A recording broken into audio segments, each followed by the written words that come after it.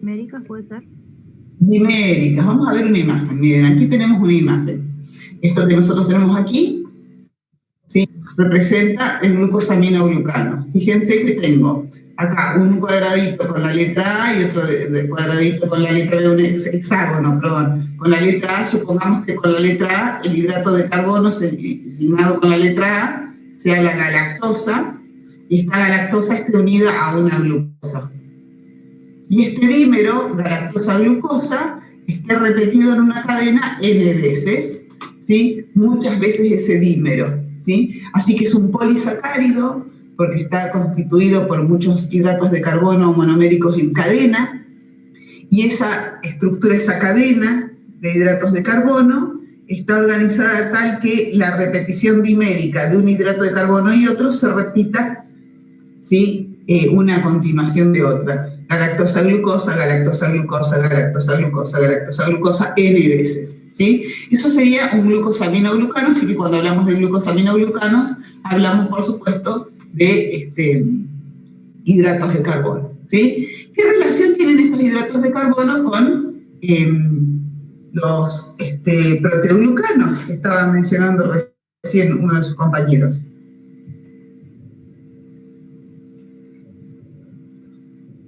¿Están unidos a proteínas? Están unidos a proteínas, muy bien. Como ustedes pueden ver aquí también en este esquema, esto está representado acá con el sufijo, el subíndice N, para no dibujar miles de cientos de repeticiones a lo largo, pero fíjense que este glucosaminoglucano, ¿sí?, está unido a través de una estructura de unión, que es este tetrasacárido, no importa, ¿sí?, está unido a esta estructura que está aquí, que es una proteína, ¿sí?, una proteína eje. Esta es una cadena polipeptídica que actúa como una proteína eje. El agregado, ¿sí?, entre este hidrato de carbono, este glucosaminoglucano y la proteína, me da lugar, ¿sí?, a un proteoglucano, ¿sí?, a un proteoglucano, porque tenemos proteína e hidrato de carbono, entonces le denominamos proteoglucano, ¿sí? ¿Estamos de acuerdo? ¿Qué importancia tiene esta estructura y qué niveles de complejidad puede tener?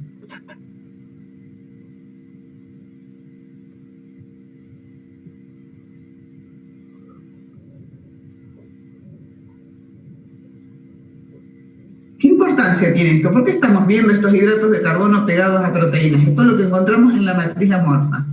¿Qué importancia puede tener esto?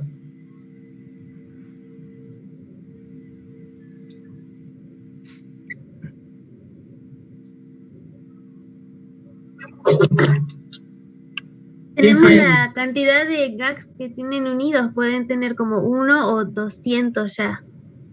Muy bien, muy bien, muy bien. ¿Y qué más? ¿Y qué pasa con eso?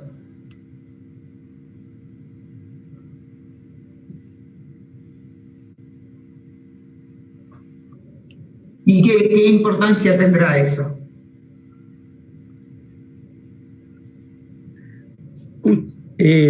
Quizás tendríamos que pensar en que, digamos, por la constitución que tiene esta molécula, y como decía ahí una de las compañeras, que puede tener un gran número de repeticiones, esto generará alguna condición, digamos, vinculada con el intercambio o con, digamos así, mantener un medio acuoso o no acuoso en el lugar en donde lo encontremos, de acuerdo al número. Puede ser que tenga algún tipo de relación con esa.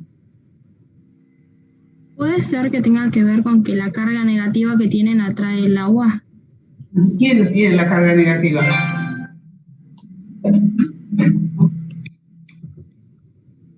¿Quiénes tienen la carga negativa? Los glucosaminoides. Los sacáridos de los GAGs. Ajá, muy bien. Los glucosacáridos, ¿sí? Los polisacáridos, perdón. Los polisacáridos, que son los glucosaminoglucanos, ¿sí?, tienen, digamos, grupos aniónicos, ¿sí?, a veces están sulfatados, y tienen carga negativa, entonces atraen el agua. Y entonces, ¿qué importancia tiene esto? En relación a lo que alguien mencionaba antes, alguien decía, bueno, esto estructuralmente puede ser una proteína con un polisacárido, que se puede tener tan poco como uno, fíjense aquí, en el caso de la decorina, por ejemplo, acá tenemos una proteína eje y un glucosaminoglucano, ¿sí? En el caso de la decorina, ¿sí? Fíjense que aquí está dibujado con rojo todo lo que sería el glucosaminoglucano, es este pelito rojo, ¿sí? Y la proteína aquí pintada de verde. En el caso de la decorina tenemos un solo glucosaminoglucano unido a la proteína, y en el caso del agrecano, ¿sí? Miren la cantidad de cadenas polisacáridas que tenemos unidos a la proteína. Entonces, ¿qué importancia puede tener eso? Acá dice Camila que forman geles hidratados que le otorgan su turgencia a la matriz. ¿Quiénes forman geles hidratados, Camila? ¿Las moléculas complejas como el agrecano de gran tamaño o la decorina sola? ¿Quién estará más hidratado? Agrecano, profe. Muy bien, el agrecano, perfecto. Entonces, cuanto más glucosaminoglucanos estén unidos a la proteína central, más grande es la molécula, ¿sí? Y más se hidrata. Adicionalmente a eso, digamos, no contentos aún con eso, ¿sí? Esta estructura puede tener un nivel adicional de complejidad, se hace más compleja aún, porque estas moléculas como el agrecano, ¿sí? Estas moléculas como el agrecano, a su vez pueden unirse a otro glucosaminoglucano como el hialuronano, ¿sí? Y formar un complejo aún mayor. Fíjense, esto que nosotros vemos aquí, cada una de estas, ¿sí? Podría ser un agrecano, ¿ven? Acá tenemos el agrecano, ¿sí? Que tiene todos estos glucosaminoglucanos unidos a la proteína central. Ahora, fíjense cómo, unidos a una molécula de hialuronano, que es un glucosaminoglucano grandote, ¿sí? Unidos por medio de proteínas de unión, forman un complejo macromolecular mucho más grande aún. Fíjense, unido al hialuronano, cuántos agrecanos tenemos unidos. Así que imagínense la capacidad de retención de agua de esta molécula, ¿sí? Cuánta agua retiene a su alrededor. Tiene una gran superficie de cargas negativas dadas por todos estos pelitos rojos, ¿sí? Que están todos unidos, ¿sí? a estas proteínas eje que tiene unidas alrededor. Entonces, la hidratación que permite una molécula de estas características es enorme.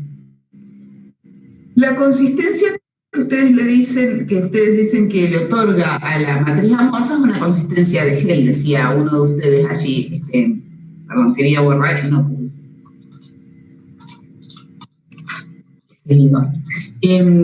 Es una consistencia de la matriz de tipo gel, ¿sí? ¿Cuál es la importancia de que la matriz tenga esta consistencia de la matriz amorfa? ¿Por qué es importante en un tejido conectivo, ¿sí? Un tejido conectivo como esta matriz amorfa hidratada? Para la migración celular puede ser. Para la migración celular, muy bien. ¿Y para qué más? ¿Sí? Las células pueden migrar y vamos a tener células residentes fijas y células migrantes en los tejidos conectivos propiamente dichos, ¿no es cierto? Y es importante porque las células migrantes, por ejemplo, las células del sistema retículo, del sistema fagocítico reticular, las células, por ejemplo, como los macrófagos, neutrófilos, células que tienen capacidad fagocítica, tienen que moverse entre los tejidos, ¿no es cierto? Entonces, permite la movilidad de las células. ¿Y qué otra cosa puede permitir una matriz amorfa con estas características? Miren ustedes aquí en este dibujo que les mostramos, esto es un capilar sanguíneo, ¿sí?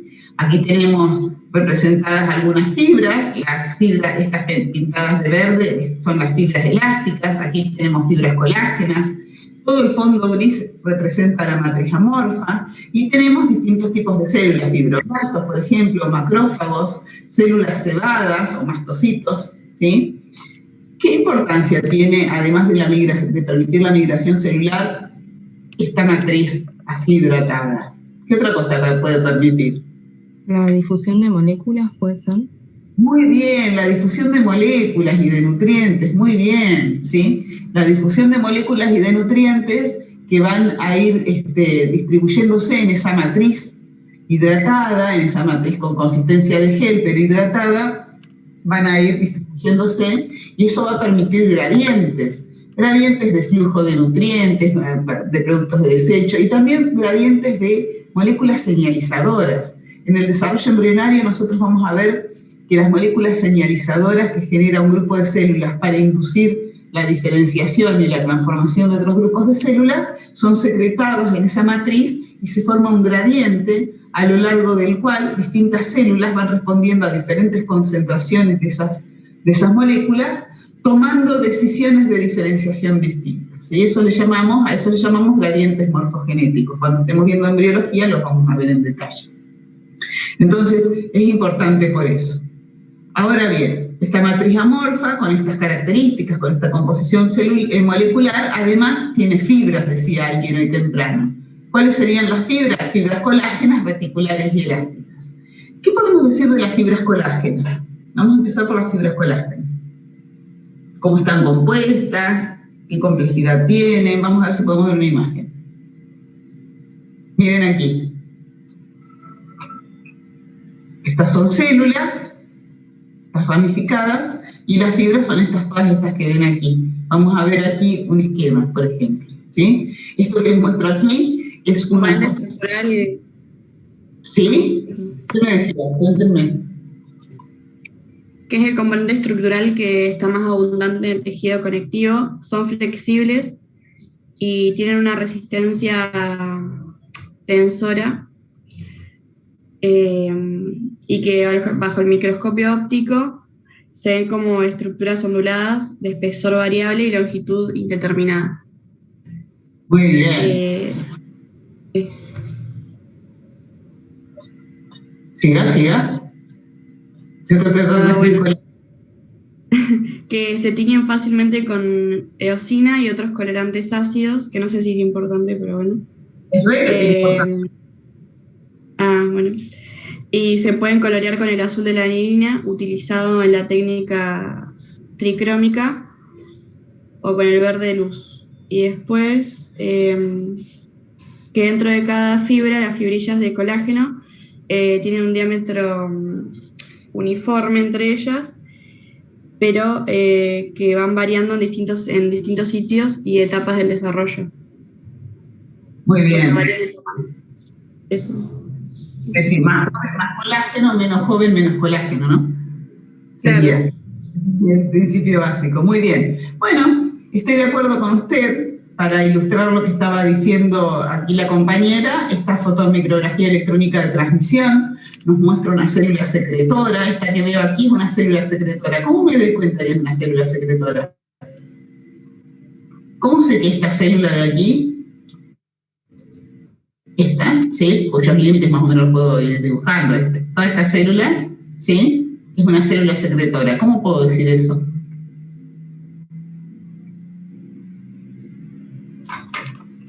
Puede ser por el material que la rodea, que es, por ejemplo, porque está secretando fibras de colágeno. Sí, es cierto, pero si yo la sacara de aquí y la viera sola, también diría que es una célula secretora. ¿Por qué? Por las vesículas que se ven ahí. Sí, muy bien. ¿Y qué más? Porque esas vesículas podrían ser alguna otra cosa. ¿Qué he oído ahí que me habla a mí de una célula secretora? Mucho retículo endoplasmático. Exacto. Ahí Camila Loser dice retículo endoplasmático grande. Muy bien, que lo veo aquí. Fíjense toda esta colección de líneas que veo aquí es el núcleo, fíjense el nucleolo, la cromatina más densa en la periferia nuclear, la heterocromatina. Y aquí veo todas estas líneas corresponden a un retículo endoplasmático muy desarrollado. Esta es una célula muy secretora, ¿sí? Un sistema de endomembranas muy desarrollado, porque tengo aquí retículos endoplasmáticos y complejos de Golgi. Además de estas vesículas de secreción que veo aquí. Esta es una célula secretora, este es un fibroblasto. El fibroblasto es una célula secretora. ¿Secretora de qué? Y de los componentes de la matriz celular. Entre ellas las fibras de colágeno. Estas fibras de colágeno que recién decía muy bien, me parece que Camila, ¿sí? Se disponen en la matriz celular como fibras. Estas estructuras, ustedes ven aquí, toda esta estructura, ¿sí? Digamos, todo este manojo es una fibra. Acá tengo otras fibras, otro manojo. Acá tengo otra fibra de colágeno. Todas estas son fibras de colágeno. Se ven como manojos de estructuras filamentosas. Y estas que están aquí también son fibras de colágeno, solo que están cortadas transversalmente. Mientras estas están cortadas longitudinalmente, estas están cortadas transversalmente. Así que yo ya estoy viendo que las fibras de colágeno a su vez están compuestas de fibrillas más delgaditas. Es decir, una fibra de colágeno es un manojo grande de fibrillas o microfibrillas. Estas fibrillas, ¿de qué están compuestas? Las fibras de colágeno están compuestas de fibrillas. ¿Y las fibrillas de qué están hechas? Vamos a ir de atrás para adelante. Las fibrillas, ¿de qué están compuestas las fibrillas de colágeno? De tropocolágeno. Muy bien, de tropocolágeno. Alguien estaba diciendo otra cosa también. De procolágeno. No, de procolágeno no, porque el procolágeno es una versión de la molécula antes de ser secretada. Sí, estas son moléculas, versión de la molécula antes de ser secretada. Y estas son moléculas que ya están en la matriz extracelular, ¿no es cierto? Así que sí estoy de acuerdo con que hablemos de tropocolágeno. ¿Y qué es el tropocolágeno? Son 3 cadenas hélice alfa enrolladas. Muy bien. Entonces, fíjense, nosotros acá vamos a mirarlo mejor aquí. Bueno, aquí. Miren aquí. Lo que yo veo aquí son 3 cadenas polipeptídicas, fíjense, 1, 2 y 3, ¿sí? Cada una de estas, ¿sí? Es una triple hélice. Una triple hélice, cada una de ellas. A esta triple hélice madura en el espacio extracelular le llamo tropocolágeno. Tropocolágeno, ¿sí? Y fíjense cómo estas triples hélices se vinculan con otras hélices similares a ellas por estas cositas que tengo aquí que se llaman enlaces cruzados. ¿Estamos de acuerdo con eso? ¿Eso está claro para todo el mundo? ¿Todo el mundo le echó lo mismo? Quiere decir que una triple hélice está constituida por ¿cuántas cadenas polipeptídicas?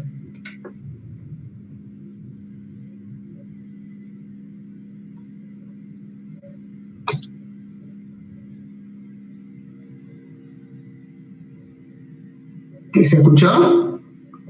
Una triple hélice está constituida por ¿cuántas cadenas polipeptídicas? Por 3 cadenas. Muy bien. Una triple está constituida por 3 cadenas polipeptídicas, ¿cierto?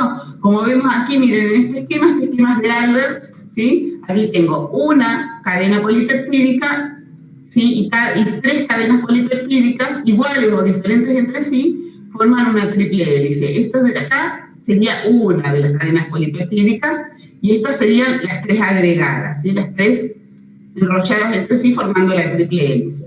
Las características de la estructura primaria de estas cadenas polipeptídicas es que son secuencias proteicas muy sencillas, donde son ricas en glicina, ¿sí? La glicina es el aminoácido más pequeño que existe, ¿sí? Y además son ricas, además de glicinas, son ricas en lisinas y prolinas, ¿sí?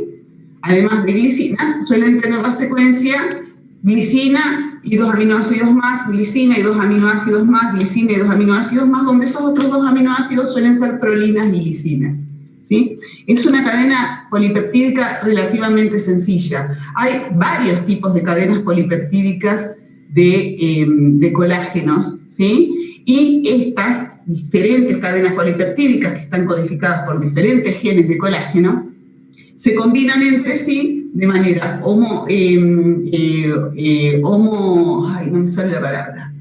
homomérica o heteromérica, ¿sí? Es decir, estén formadas por 3 cadenas polipeptídicas iguales o por 3 cadenas polipeptídicas diferentes de colágeno, ¿sí? Varios genes para colágeno, ¿sí? Unos cuantos genes para colágeno, hay unos 27 genes para el colágeno aproximadamente, y que codifican cadenas polipeptídicas sencillas como estas que se combinan entre sí, siendo las 3 iguales o las 3 diferentes, y eso da lugar a diferentes tipos de colágeno. Ahora bien, estas triples hélices, ¿sí? ¿Qué relación tienen con las fibrillas de colágeno, estas triples hélices? Estas triples hélices forman el tropocolágeno. ¿Qué relación tienen con las fibrillas de colágeno?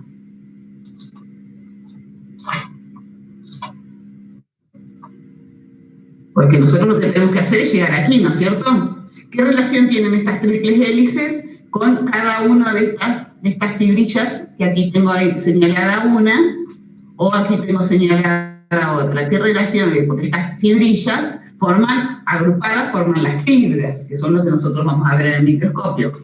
¿Qué relación hay entre estas triples hélices y las fibrillas?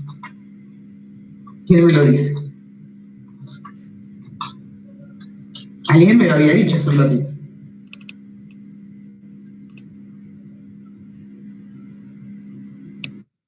¿Está claro lo que estoy preguntando o está muy raro?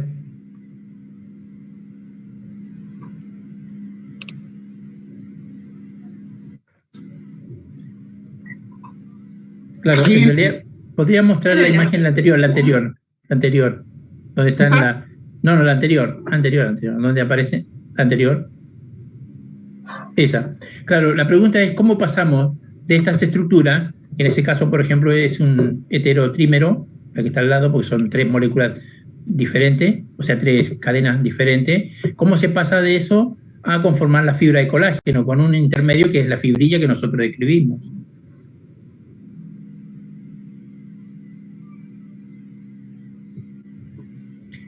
Entonces la pregunta sería, cada uno de esos puntos en el corte transversal, que ven ustedes ahí en el corte transversal muchos puntos, cada uno de esos puntos corresponderá a esa imagen de 3 colores que observábamos en el otro slide, ¿o no?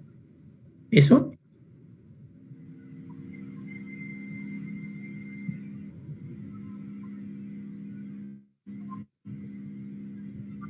¿Qué les parece a ustedes? No, se tienen que... O sea, ¿cómo pasa de simple a triple, no? Eso. A ver, Felipe Urquiaga, ¿usted qué estaba diciendo? No, que decía que se tienen que unir varias de estas triples hélices y que formarían las fibrillas. Ah, ¿y cómo se unen? Mediante la enzima lisil oxidasa, que se encarga de unir todos esos tropocolágenos mediante los enlaces covalentes que está diciendo la profe, y producen las fibrillas de colágeno. Y muchas de esas fibrillas de colágeno es que va a producir la fibra grande que estamos viendo ahí en la imagen. Estoy de acuerdo con lo que usted dice en el 90%. Okay. Porque la enzima lisil hidroxilasa o prolilhidroxilasa, o lisil prolilhidroxilasa, no es la que media, digamos, la formación de los enlaces entre las triples hélices, sino que media la formación de residuos de hidroxilo en las prolinas para que esos enlaces puedan tener lugar, ¿sí? No es directamente la enzima que forma los enlaces, sino la enzima que hidroxila aminoácidos para que esos enlaces luego se puedan formar, ¿sí? Claro. Y ese proceso se produce dentro de la célula. Nosotros acá estamos tratando de ver cómo se configura la fibra de colágeno, pero ya estamos fuera de la célula. Exactamente. Vamos a mostrar otra imagen. Entonces, fuera de la célula, fíjense, fuera de la célula que ustedes estaban diciendo, que estas triples hélices, aquí tenemos una triple hélice, aquí tenemos otra, aquí tenemos otra, aquí tenemos otra, ¿sí? Todas estas triples hélices se agregan entre sí por estos enlaces, estas uniones que ustedes ven aquí, que se llaman, ¿sí?, puentes cruzados. Estos enlaces permiten a estas triples hélices agregarse entre sí de una manera autónoma, se autoensamblan en el espacio extracelular. Fíjense que estamos aquí en el espacio extracelular. Se pueden agregar formando esto que nosotros vemos aquí, ¿sí? Una fibrilla.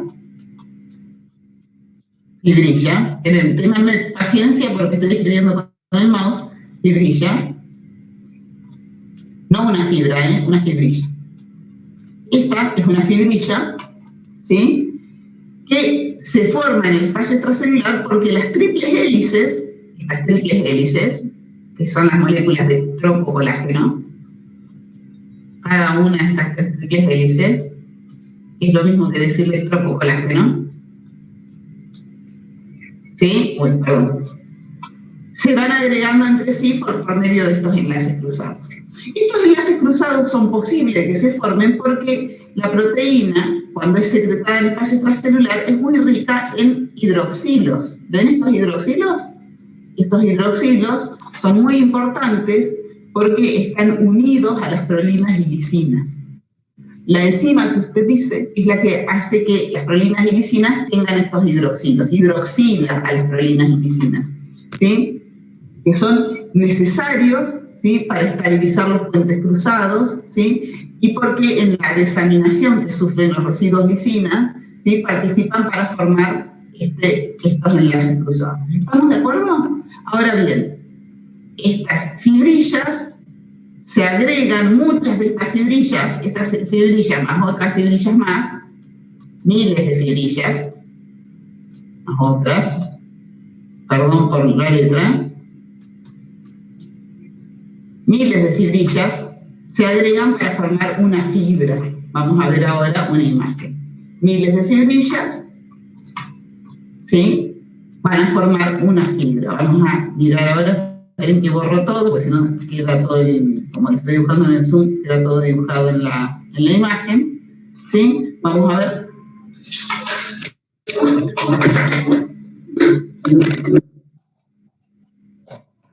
Va por quedar sin batería, ¿sí? Vamos a ver otra imagen. Estas fibrillas, ¿sí? Fíjense, la triple hélice, ¿sí? Forma estos agregados que ustedes ven aquí, que son las fibrillas. Y estas fibrillas se agregan entre sí para formar fibras, ¿sí? Entonces, vemos otra imagen más. Vamos a ver. Fíjense. Estos rectángulos que nosotros vemos aquí representan las triples hélices, las moléculas de tropocolágeno. Estas triples hélices se organizan entre sí de una manera estructurada, de forma escalonada, como ustedes pueden ver. Y estos que ustedes ven aquí son los enlaces cruzados. Estas, ¿sí? Estas moléculas de tropocolágeno aquí representadas con estos rectángulos, agregadas de esta manera, forman la fibrilla de colágeno, ¿sí? Esta fibrilla de colágeno, ¿sí? Es una de las estructuras que nosotros veíamos aquí en la imagen. Es uno de estos puntitos cortados transversalmente o una de estas liñitas del manojo que forma la fibra. Entonces, luego, muchas de estas fibrillas forman una fibra de colágeno. Esto que nosotros vemos aquí, fíjense, dado que se disponen las triples hélices de manera escalonada, en las fibrillas aparece como un patrón de bandas, ¿sí? Zonas más gruesas y zonas más delgadas, aparece como un patrón de bandas. Visto en el microscopio electrónico de barrido, esto es lo que vemos aquí, son fibrillas. Esta es una fibrilla. Miren cómo se ve como si tuviera surcos, como con un patrón de bandas. Esta es una fibrilla, esta es otra fibrilla, esta es otra fibrilla, ¿sí? Y muchas fibrillas juntas, un manojo de fibrillas, como vemos aquí parcialmente armado, constituyen una fibra. Entonces, yendo atrás para adelante, una fibra de colágeno está constituida por muchas fibrillas de colágeno. Cada fibrilla de colágeno está constituida, a su vez, ¿sí? Por cientos de miles de triples hélices o moléculas de tropocolágeno ordenadas, ¿sí? En un patrón escalonado y unidas entre sí por puentes cruzados. Esta organización escalonada, ¿sí? Para formar fibrillas y luego agregados en fibras, se ensambla, se ordena en el espacio extracelular. Luego, la proteína al espacio extracelular antes de que la organización de la fibrilla tenga lugar. Y es secretada como esta molécula que ustedes ven aquí, que es una molécula de procolágeno. ¿Por qué le digo una molécula de procolágeno? Este esquema que les muestro acá tiene un defecto importante. Es un esquema de un libro de esto, no me acuerdo cuál, me parece que es GNC. Tiene un defecto importante. Acá olvida poner en relieve el sistema de endomembranas. Tengan en cuenta eso, ¿sí? Pero igual lo uso porque me resulta útil. Acá fíjense que esto sería el interior de la célula y esto es el espacio extracelular. Y acá todo en el citosol como si estuviera todo mezclado. Recuerden que aquí todo esto que vamos a detallar aquí ocurre en el sistema de endomembranas. Por favor, tenganlo en cuenta, ¿sí? Entonces, fíjense, la síntesis de esta proteína, dado que es una proteína de exportación, va a tener lugar en ribosomas unidos al retículo endoplasmático, ¿sí? Al retículo endoplasmático rugoso, ¿sí? En el retículo endoplasmático rugoso, la proteína que va siendo traducida va a ser hidroxilada gracias a esta enzima que mencionaban antes, la enzima prolil-lisilhidroxilasa, que le va a ir agregando grupos hidroxilo a la proteína. La proteína convenientemente hidroxilada va a ser se le van a unir hidratos de carbono en el complejo de Golgi. Nosotros ya sabemos, se les adicionan azúcares en el complejo de Golgi, y ahí mismo se ensambla, se organiza en la triple hélice.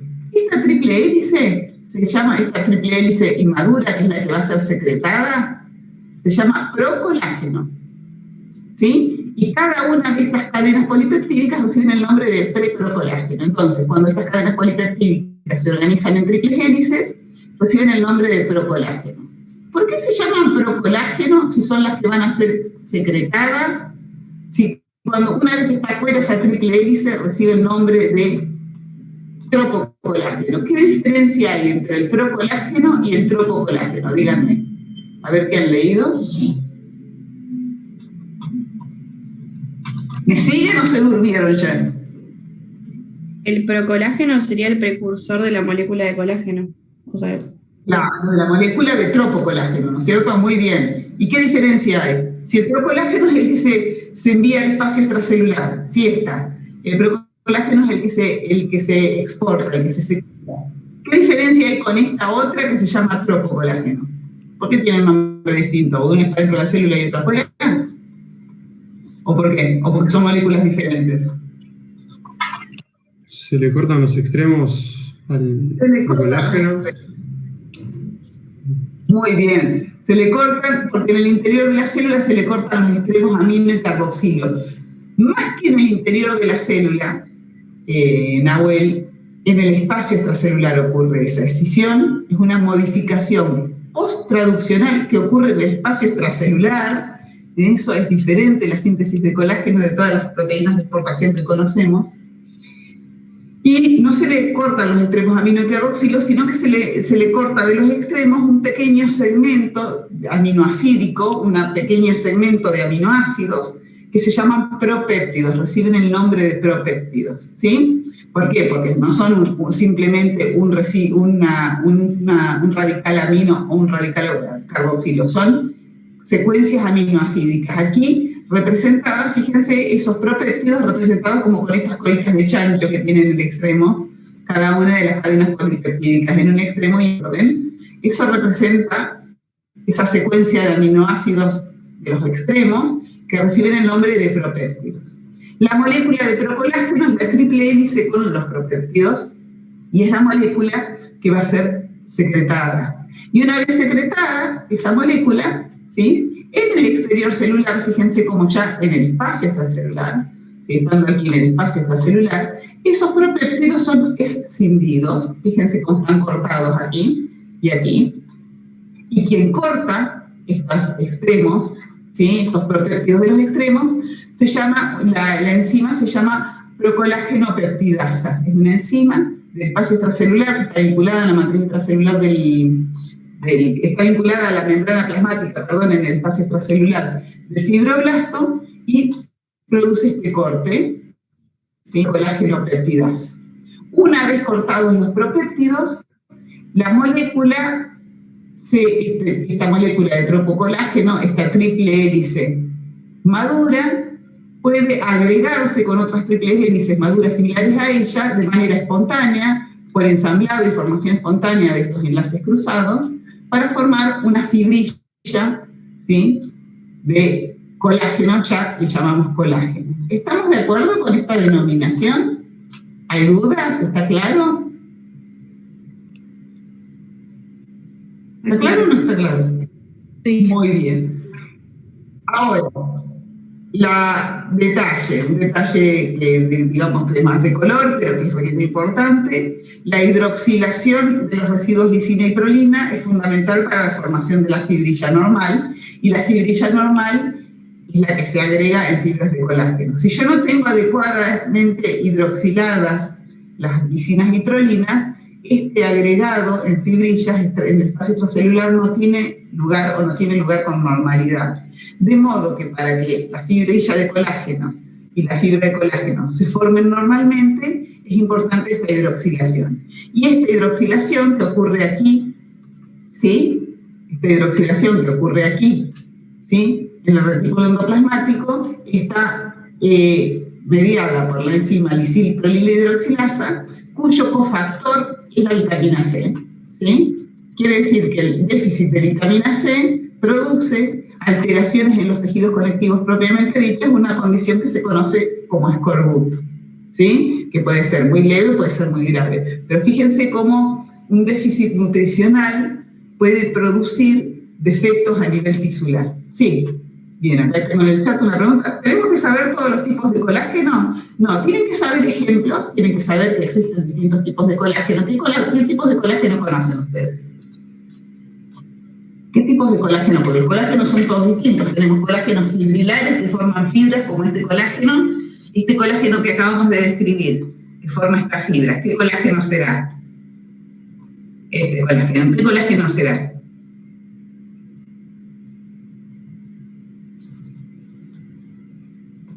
Fibras, fibrilar. Sí, fibrilar. El tipo. Tipo ¿Tropocolágeno?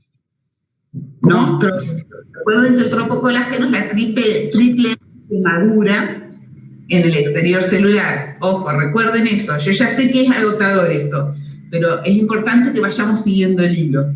¿Qué tipo de colágeno será eso? Esto viene a cuento de que alguien preguntó en el chat si se tienen que saber todos los tipos de colágeno. Entonces, todo tipo de colágeno. ¿El tipo 3? O sea, ¿qué dicen? A ver, que proponen alguien tipo 1, alguien dijo 3, tipo 1, me dice Ángela. Sí, efectivamente. Este colágeno que vemos aquí, esta imagen, es colágeno de tipo 1. Los colágenos hay de distintos tipos. Los tipos de colágeno van a depender de distintas cosas. Primero, de las alfa hélices que constituyen las triples hélices. ¿Sí? Recuerden que lo que está codificado en los genes del colágeno son las alfa hélices. Las alfa hélices son estas. Cada una de las cadenas que forma la triple hélice, ¿eh? Aquí, esta.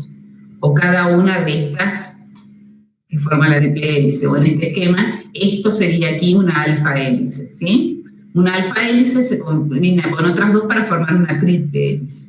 Entonces, depende de cuál alfa hélice sea y con cuáles otras alfa hélices se combinan, nosotros vamos a tener distintos tipos de colágeno. Sí, después Nahuel explica otra vez lo del déficit de vitamina C. Entonces, nosotros vamos a tener diferentes tipos de colágeno. Los tipos de colágeno, cuando nosotros hablamos de colágeno en los tejidos decimos colágeno, pero hay muchos tipos de colágenos diferentes. Muchos tipos de colágenos diferentes. Vamos a ver aquí un cuadrito.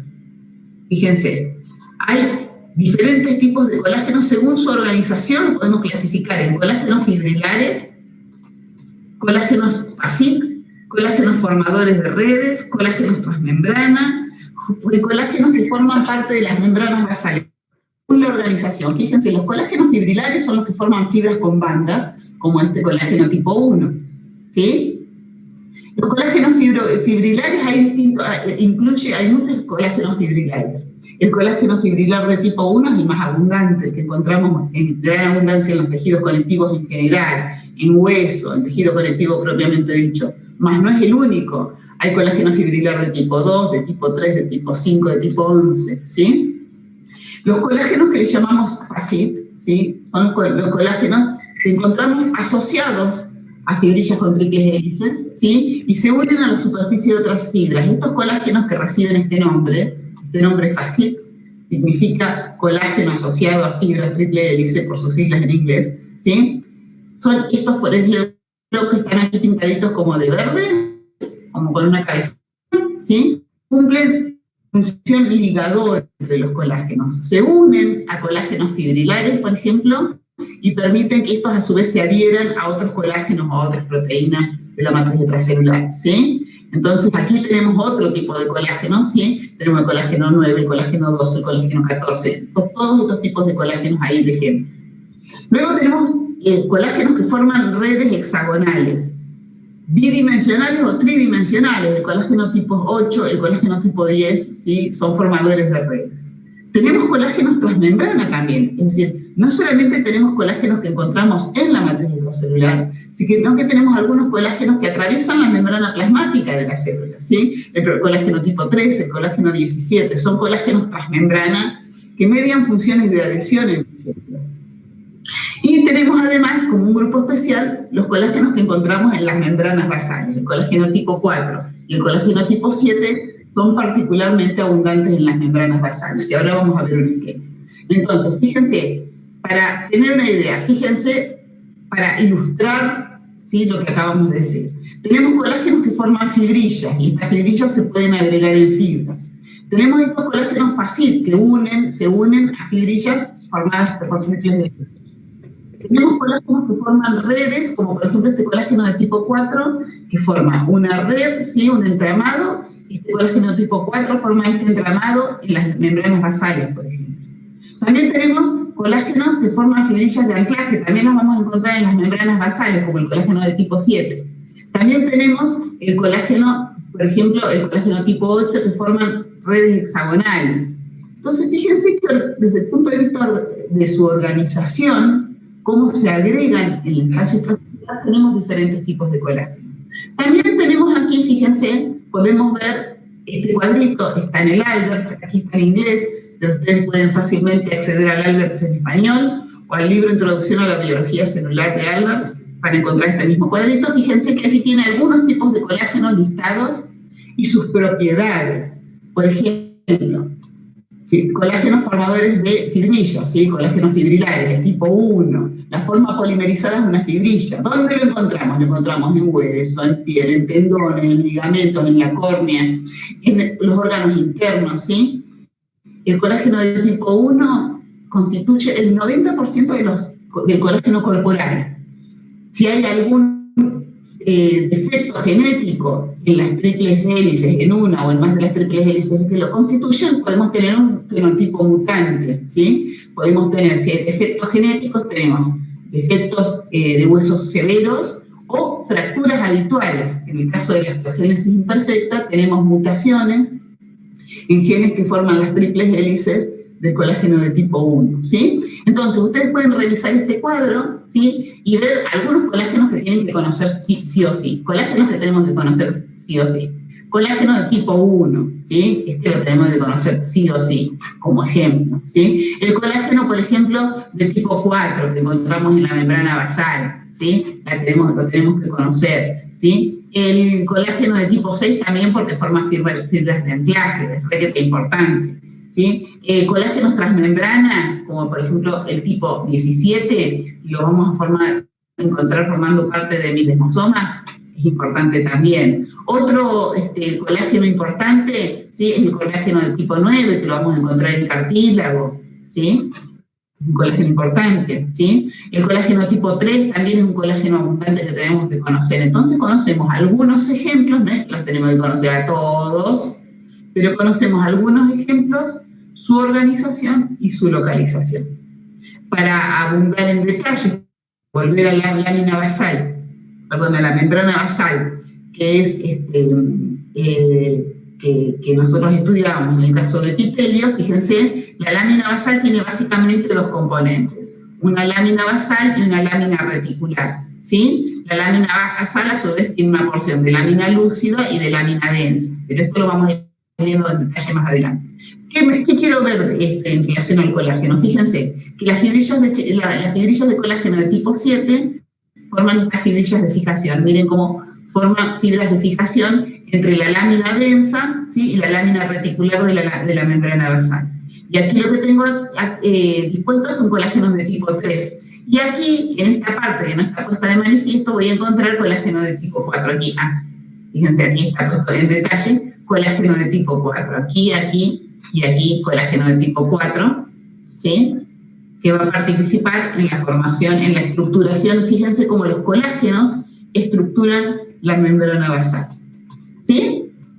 Entonces esos son los ejemplos, localizaciones y tipos morfológicos, ¿sí?, que ustedes tienen que conocer de los colágenos, ¿sí? El colágeno es lejos la molécula, la proteína estructural más importante del cuerpo.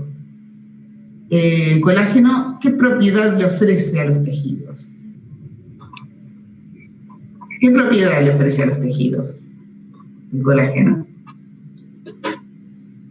¿Qué le proporciona? ¿Qué sostén? Resistencia tensil, ¿sí? Le da sostén por la abundancia, pero además le proporciona resistencia tensil. Los tejidos, ¿sí?, conectivos, fíjense que en el caso de los tejidos epiteliales, lo que le daba al tejido epitelial la resistencia al estiramiento, ¿qué era?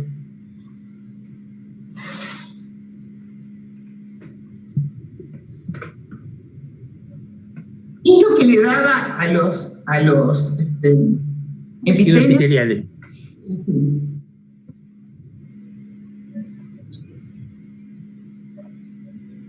¿Se acuerdan de los complejos de unión? Los complejos de unión. Si no fuera por los complejos de unión, las células se separarían fácilmente, ¿sí? Muy bien. En el caso de los tejidos conectivos, las células del tejido conectivo no están en íntima aposición entre sí, como en el caso de los tejidos epiteliales. Mientras que en los tejidos epiteliales, vamos a ver este esquema inicial, mientras que las células de los epitelios, miren qué cercanas que están entre sí, ¿sí? Mientras que las células de los epitelios están en íntima oposición entre sí, miren las células del tejido conectivo. Las células del tejido conectivo suelen estar distantes entre sí, están separadas entre sí por la matriz extracelular. Y además tenemos células que son propias del tejido, células migrantes. Entonces, ¿qué es lo que le va a dar a ese tejido la resistencia tensil? Bueno, la resistencia tensil se lo va a proporcionar las fibras de colágeno, ¿sí? Las fibras de colágeno funcionan de esta manera. Miren, les voy a poner una analogía.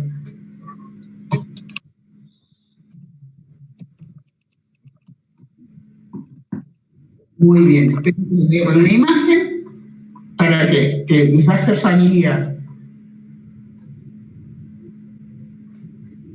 Ustedes habrán visto alguna vez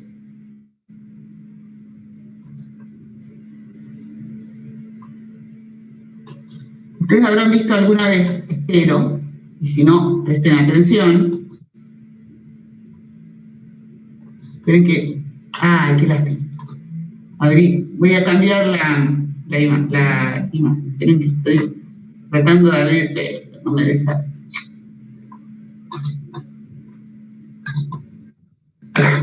Muy bien.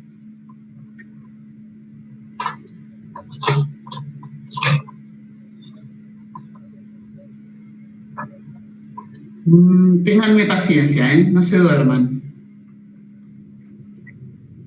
No se duerman.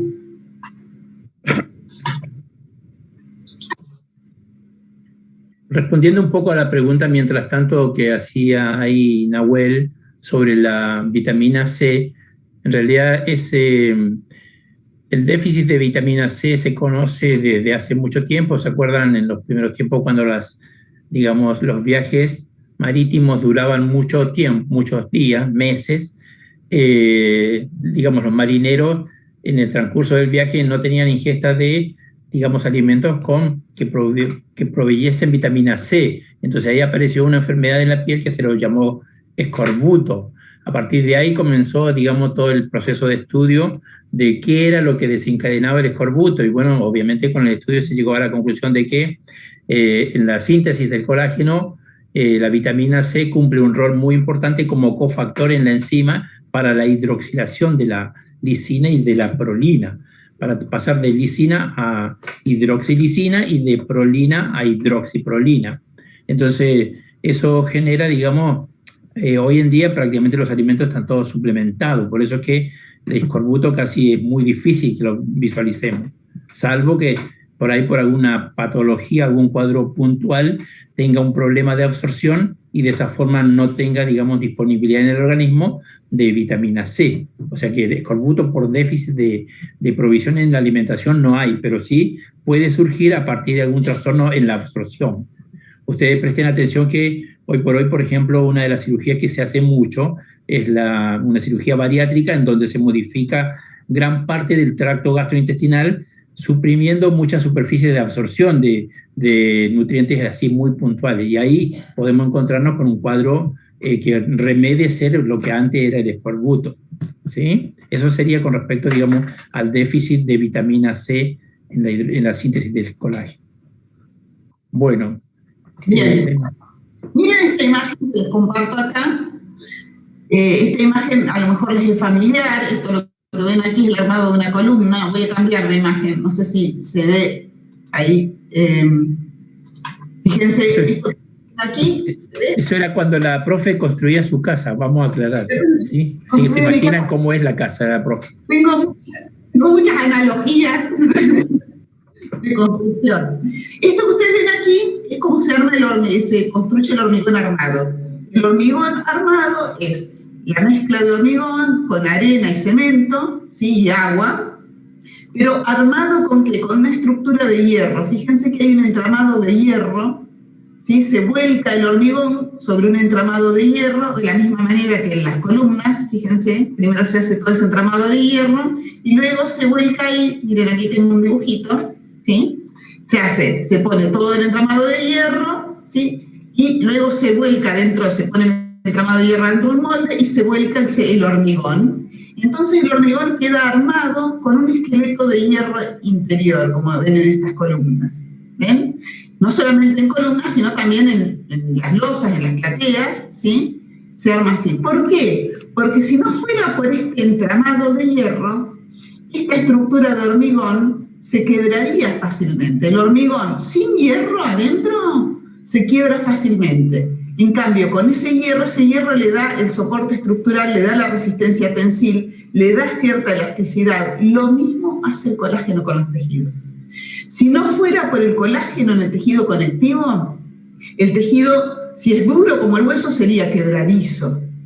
Y en el caso de los tejidos blandos, como los tejidos conectivos propiamente dichos, perdería integridad estructural, porque al distenderlo un poquitito, esa matriz amorfa no conseguiría retener al tejido como una unidad integrada. ¿Se entiende esto? Entonces el colágeno le proporciona esa resistencia tensil al tejido, dado que las células no pueden unirse entre sí, tienen que unirse a su matriz extracelular, y esa matriz extracelular está entramada y resiste la distensión gracias a las fibras de colágeno. El colágeno entonces es una proteína fundamental.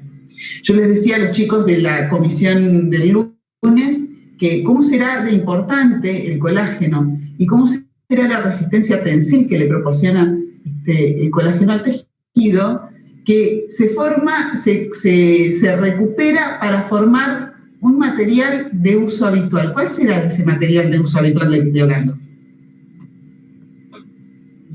Ustedes han visto colágeno por todos lados. ¿Cuál es un material de uso habitual que está formado por colágeno de origen animal? Es colágeno puro, en realidad, ¿eh? Colágeno puro. Yo estoy segura que ustedes han tenido o tienen en sus manos o cerca algo hecho de colágeno puro. ¿Qué será? El cuero, Camila, sí. El cuero de vaca. Los cueros animales, cuando se curten los cueros de vaca, yo digo de vaca porque es el más habitual, pero puede ser cordero de cordero, cuero de reptil, puede ser cuero de cualquier origen animal. Porque el colágeno es una proteína animal, ¿sí? Cuando se curte un cuero de origen animal, el curtido consiste en sacar toda la hidratación y todo el componente de matriz amorfa y todos los elementos celulares de un tejido conectivo, donde lo que se trata es de compactar el colágeno que lo forma, ¿sí? El colágeno que contiene, para obtener esa versión más resistente, más dura, ¿sí? de una dermis animal, de lo que era la dermis animal in vivo, que es el cuero, ¿sí? No las uñas, Mica, porque las uñas, digamos, son un anexo tegumentario, que no son otra cosa que un pelo modificado. Las uñas, digamos, las uñas, pelos y plumas son anexos tegumentarios del mismo tipo. Son de naturaleza proteica, pero son citoqueratinas, no colágenos, ¿sí? Son queratinas. Pelos, uñas, plumas, escamas, tienen la misma naturaleza córnea de queratinas predominantemente, no de colágenos. Los colágenos, mientras que las queratinas son abundantísimas en los epitelios, no digo exclusivas, pero abundantísimas en los epitelios, los colágenos son propios de los tejidos conectivos. Los anexos tegumentarios, como el pelo y las uñas, son derivados de especializaciones regionales de epitelios, ¿sí? Anexos tegumentarios, glándulas, plumas, pelos, escamas, uñas, ¿sí? Son diferenciaciones epiteliales, son productos de diferenciaciones epiteliales, entonces todas las proteínas que los estructuran son queratinas. El colágeno, en cambio, es de los tejidos conectivos. En el caso de la piel, del animal cuyo cuero se va a curtir, supongamos la vaca, lo que se recupera de esa piel es la dermis, predominantemente, y se trata de concentrar más en el curtido el colágeno de la dermis. Entonces, fíjense que nosotros con el cuero hacemos tientos, correas, cintos, bolsos, sillas de montar, se hacían hasta construcciones, digamos, viviendas. Muchas tribus originarias, muchos pueblos originarios hacían el techo y las paredes de las viviendas que los guarecían de la intemperie de cueros animales. Entonces estamos hablando de un material muy resistente y muy noble. Una fibra de colágeno gramo a gramo resiste más que una fibra de acero. Entonces, es el material biológico más resistente que hay, ¿sí? Por supuesto, absolutamente de origen animal, ¿sí? No caigan en las ardides publicitarias que les venden shampoo con colágeno de aloe vera, porque el aloe vera colágeno no va a tener como una planta, ¿sí? Las cualidades y las bondades del colágeno exceden la biología de los tejidos, ¿sí? Y si vemos sus aplicaciones en la industria. ¿Estamos de acuerdo? Sí, profe. Muy bien. Sí. Bueno, vamos a hacer un cortecito ahora, pero antes de ello vamos a ver rápidamente componentes otros componentes de la matriz extracelular. Aquí vemos fibras reticulares. Las fibras reticulares, no vamos a entrar mucho en detalle en ellas, porque las fibras reticulares no son otra cosa que el colágeno de tipo 3, ¿sí? Las fibras reticulares, vieron que nosotros decimos, bueno, en los tejidos conectivos vamos a encontrar fibras colágenas, reticulares y elásticas en la porción fibrilar. La matriz extracelular tiene el componente de matriz amorfa y las fibras. Y en las fibras mencionamos colágeno, fibras reticulares y fibras elásticas. Bueno, las fibras reticulares no son otra cosa que colágeno de tipo 3, cuya organización, como ustedes pueden ver, a ver si tengo aquí algún dibujo, no, colágeno 7, amina basal. Aquí tenemos, por ejemplo, tengo aquí un dibujito. No, bueno, no lo tengo en ningún lado, pobre. El colágeno tipo 3 forma estas estructuras, estas redes, ¿sí? Por ejemplo, algunas redes tridimensionales, ¿sí? El colágeno tipo 3 forma, perdón, estoy diciendo barbaridades. El colágeno tipo 3 es un colágeno fibrilar, por eso, claro, estoy buscando en donde no debo encontrar. Estoy confundida con el colágeno 4. El colágeno tipo 3 es un colágeno fibrilar, tampoco lo tengo aquí en la imagen, ¿sí? Pero que es ese colágeno fibrilar más delgadito que las fibras de colágeno. No tengo ningún dibujo. Bueno, ese colágeno de tipo 3, ¿sí? Que es colágeno fibrilar, forma estas estructuras ¿sí? Tridimensionales, y lo encontramos, es un tipo de colágeno abundante en estromas de ciertos órganos. Por ejemplo, este es un corte de ganglio, ¿sí? En ganglio linfático nosotros vamos a encontrar que el estroma está dado por fibras reticulares, ¿sí? Así que las fibras reticulares no son más que colágeno de tipo 3, ¿sí?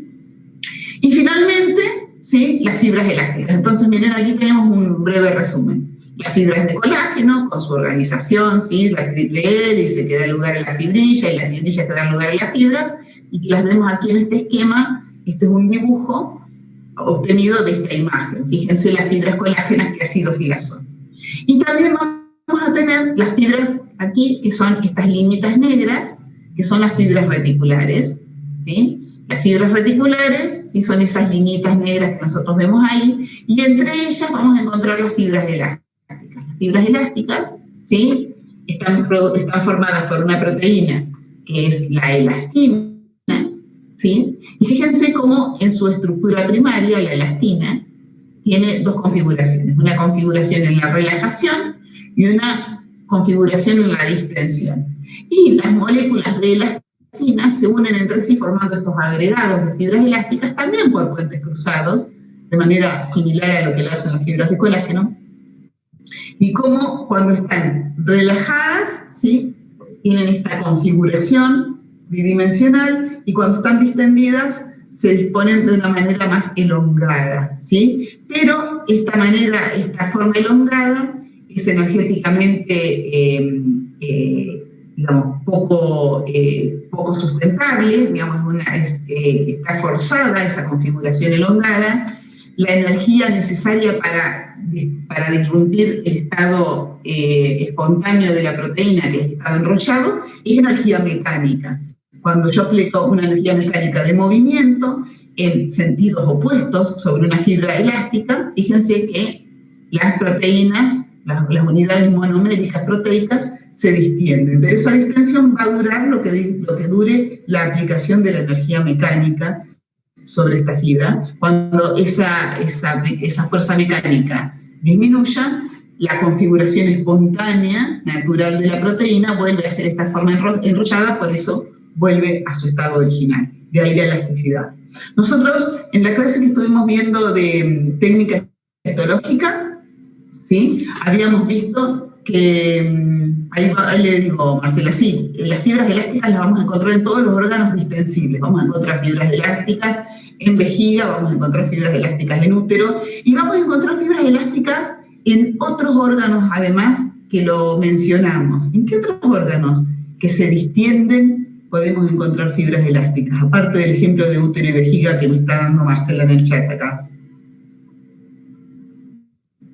Bueno, intestino, sí, está bien. Pero hablo de una distensión elástica más que la distensión del tránsito, una distensión mecánica pulsátil. A ver, órganos con una distensión, no. Pero también, sin embargo, también vamos a tener en pulmones. Estoy pensando en otro órgano. ¿Corazón? ¿El corazón? El corazón, su elasticidad, si bien algo de fibras elásticas tiene, la elasticidad está más dada por la contracción y relajación de las fibras. De las fibras musculares, digo, porque es lo que hace el llenado, tiene que ver, de la calidad del corazón, tiene que ver con la relajación de la fibra, y el vaciado con su contracción. Así que es la contracción del miocardio lo que reduce el tamaño de las cavidades, y su relajación lo que lo aumenta. Entonces no es tanto como la distensión de un órgano, si bien también podemos encontrar algo de fibras elásticas ahí. Estoy pensando en otro órgano que tiene que resistir de manera pulsátil la distensión, y donde vamos a estudiar típicamente, vamos a ver cortes específicos de ese órgano para ver fibras elásticas.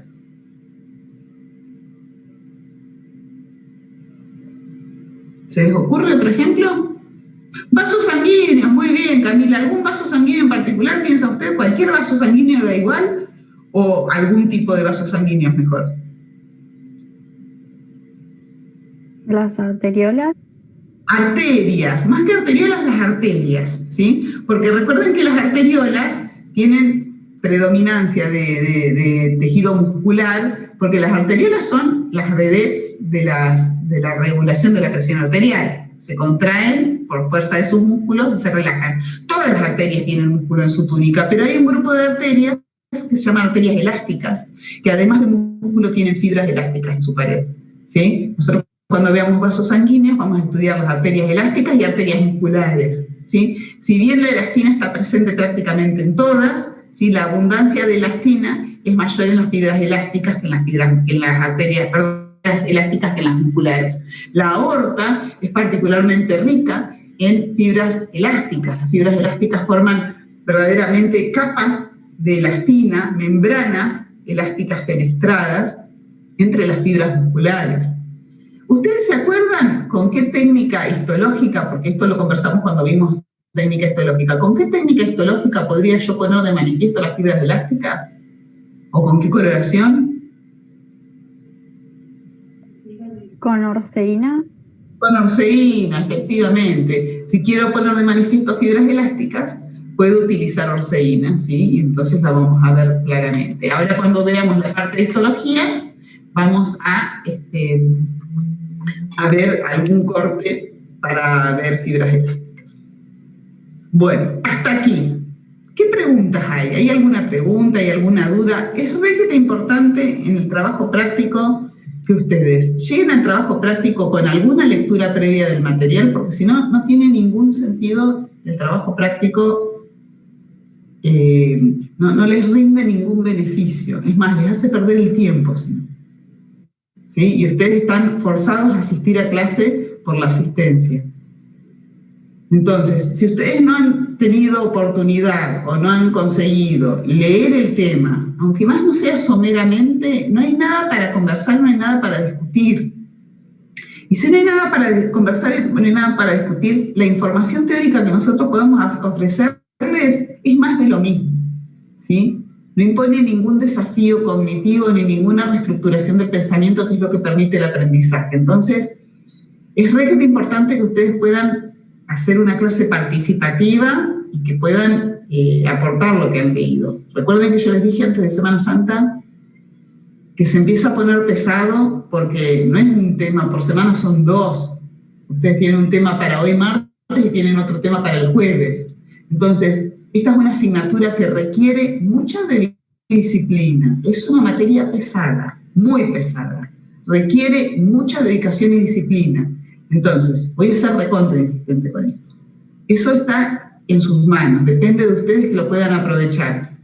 No hay tal cosa como que podamos, digamos, resolver todo lo que tenemos que saber de esta asignatura en una semana previa al parcial. Eso no ocurre, nunca. Encima, este año, en lugar de tener 3 parciales, tenemos 2 nada más. Quiere decir que se acumulan contenidos en los exámenes. Es realmente importante que ustedes puedan hacer el esfuerzo de traer la materia al día, ¿sí? Entonces, hasta aquí, de lo que hemos visto hasta ahora, ¿hay alguna pregunta, hay alguna duda, alguna cuestión que quieran conversar?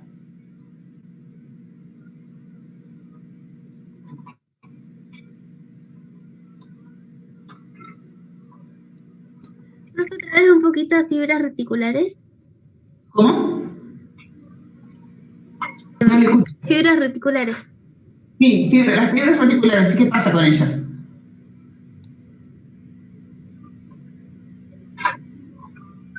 ¿Cuál sería su inquietud? Me perdí un cachito. Ah, se perdió un cachito. Bueno, las fibras reticulares son fibras colágenas en realidad. Es un colágeno fibrilar que no forma manojos de fibras como el colágeno de tipo 1, sino que forma entramados reticulares. Vamos a mostrar una imagen. No es la más feliz, pero bueno, es la que tenemos. ¿Sí? Las fibras reticulares, ¿sí? Es colágeno de tipo 3. Pero en lugar de formar estos manojos de fibra como los que vemos aquí, a ver si tengo no tengo, pero acá, para el otro lado. En lugar de formar, estos manojos de fibra, ¿ven? Esto rosado que usted ve aquí, ¿sí? Esto rosado que usted ve aquí, corresponde a colágeno, ¿sí? Aquí tengo un dibujo al costado de cómo se ve esta imagen histológica, ¿sí? Y esto que veo acá son fibras de colágeno, ¿sí? Estas fibras de colágeno rosadas, ¿sí?, son muy grandes, muy importantes, y las veo en el microscopio óptico, las vamos a poder apreciar. En cambio, las fibras reticulares, como forman fibras más delgaditas, no forman grandes manojos, sino forman fibras más delgaditas que suelen formar un entramado. Estas fibras reticulares, al ser más delgadas, cumplen la misma función de dar soporte estructural a un órgano, forman estromas de órganos, pero si no las tiño con alguna técnica de tinción específica, no las distingo de la matriz extracelular, ¿sí? Como si puedo distinguir a las fibras colágenas de tipo 1.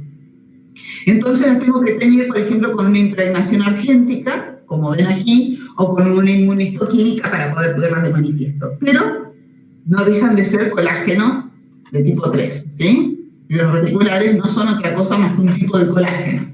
Las fibras elásticas no están hechas de colágeno, están hechas de elastina, ¿sí? Esa sería más o menos la idea. Profe, ¿te puedo hacer una pregunta? ¿Me escuchás? Sí, claramente. Ah, está bien. ¿Me podrías explicar la diferencia entre un proteoglicano y una glicoproteína? Sí, vamos a poner un ejemplo aquí. Un proteoglucano es un complejo macromolecular. Vamos a compartir pantalla. Un proteoglucano es un complejo macromolecular que es glucoproteína, porque en tanto está formado por azúcar, por ejemplo esto, azúcar y proteína, ¿sí? Desde el punto de vista de la composición química, un proteoglucano es un complejo macromolecular glucoproteico. No deja de ser una glucoproteína, estrictamente hablando, porque está formado químicamente por proteína e hidrato de carbono. ¿Qué proteínas? Estas verdes, ¿sí?, que son proteínas eje. ¿Qué hidratos de carbono? Los glucosaminoglucanos que tiene unidos ahí y el ácido hialurónico que tiene aquí, ¿sí? Esto sería un proteoglucano. El proteoglucano, entonces, es un tipo de glucoproteína donde la porción de hidrato de carbono está formado por glucosaminoglucanos. Los glucosaminoglucanos, ¿qué son? Estos heteropolisacáridos, ¿sí?, que están formados por unidades repetidas de disacáridos. Entonces, el glucosaminoglucano es un tipo especial de polisacárido. Ese tipo especial de polisacárido unido a su proteína y esta a su vez formando un agregado macromolecular forma un proteoglucano. Quiero decir que el proteoglucano es un tipo especial de glucoproteína. Después, glucoproteína yo le digo a cualquier molécula formada por proteína e hidrato de carbono. Las inmunoglobulinas son glucoproteínas, ¿sí?, porque están formadas por proteínas, cadenas polipeptídicas con hidratos de carbono unidos. Le pongo otro ejemplo de glucoproteína. Las alfa-hélices y el tropocolágeno son glucoproteínas. Fíjense cómo está formado por proteínas con hidratos de carbono unidos. ¿Por qué el colágeno entonces no es un proteoglucano? Porque para ser proteoglucano, el hidrato de carbono que hay que tener pegado no es cualquier hidrato de carbono, es un polisacárido formado por esas unidades diméricas, ¿sí?, repetidas, y esto a su vez unido a proteína, y esto a su vez unido a otro hidrato de carbono más. ¿Sí? ¿Se entiende la diferencia? Sí, gracias. Bien. Muy bien. ¿Qué más? ¿Hay alguna otra pregunta, chicos, de lo que hemos visto hasta ahora? Profe, yo tengo una duda con respecto a las células transitorias y las permanentes, porque encontré que en unas fuentes los mastocitos forman parte de las células transitorias, pero en otra fuente, creo que fue en el teórico, me parece, dice que los mastocitos forman parte de las permanentes, entonces los anoten ambos y no sé si está bien. No, eso no es muy importante porque es una clasificación que pretende ilustrar que hay células que son obligadas, sin las cuales el tejido conectivo no existe, como por ejemplo los fibroblastos. Si no tengo el fibroblasto, no tengo el tejido conectivo propiamente dicho, ¿sí? Eso es una célula permanente del tejido conectivo.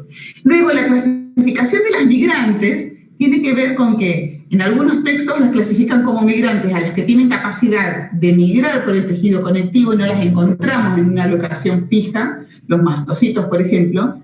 Y otros dicen, bueno, las migrantes son las que pueden estar o no estar nunca en el tejido conectivo. Los mastocitos son la versión del basófilo que está siempre en el tejido conectivo, si la célula se va. Entonces algunos autores dicen, sí, por más que una célula que es capaz de migrar y de recorrer todo el tejido, y está yendo de aquí para allá, siempre la encuentro al mastocito en el tejido conectivo, entonces la clasifico dentro de las residentes fijas. Y otros autores dicen, no, como es una célula derivada de la médula ósea y va a llegar ahí migrando y puede migrar desde allí, las pongo dentro de las células migrantes. Entonces, esa distinción para el caso de un mastocito, de un macrófago, no es importante, ¿sí? Sepamos que hay células que son las constitutivas del tejido en términos secretores, que son las que secretan los componentes extracelulares del tejido, y que en ese tejido, dadas sus características, hay células que son abundantes, capaces de migrar, y hay células que son relativamente abundantes, pero que pueden estar o no estar nunca, y que también son capaces de migrar, ¿sí? Entonces, desde ese punto de vista, ya relaja un poquito la clasificación. Y tal como usted dice, usted agarra distintos libros de histología y va a encontrar distintas versiones de las células residentes fijas y migrantes. Sí, por eso estaba confundida. Pero bueno, ya me lo aclaró, gracias. No vamos a hacer hincapié en esas clasificaciones, pero sí en las funciones que cumplen estas células en los tejidos, ¿sí? Los mastocitos median funciones inmunológicas inespecíficas, son mediadoras de reacciones inflamatorias, ¿sí? Participan eventualmente en reacciones alérgicas, su función parecida a la de los basófilos está mediada por la secreción de inmunoglobulina E. Eso lo vamos a saber porque es importante. Ahora, si las vamos a clasificar entre residentes fijas o migrantes, no nos importa tanto, que usted las ponga en uno u otro grupo, a nosotros no nos mueve demasiado la aguja. Bueno, gracias, profe. Bien, bueno, ¿hay alguna otra pregunta? Porque lo que podemos hacer, si no, es un cortecito, un recreito de 10 minutos y pasamos a la parte de microscopía luego del cortecito, si les parece. ¿Hacemos un corte? Yo tengo miedo de que estén dormidos o desmayados de tanta... No. De tan divertida y apasionante que es la clase, se quedan dormidos, mira. Bueno, hacemos un corte entonces. Bueno, sí, vamos al corte. Descansen. Bueno, listo, en 10 minutos nos vemos.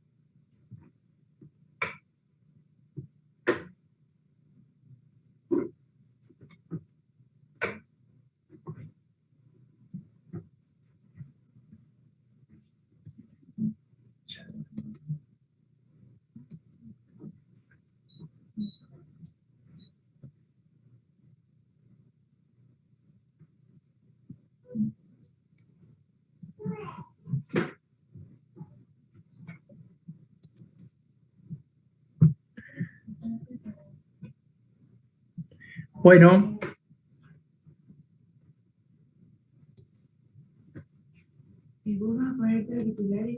Bueno.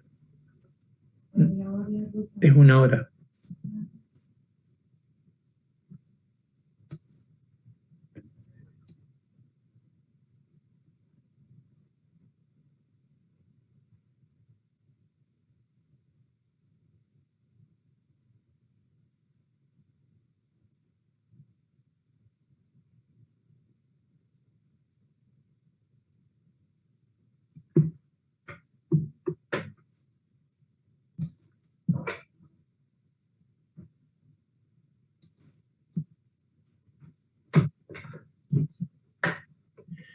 Bueno, estamos ya como para reiniciar la clase.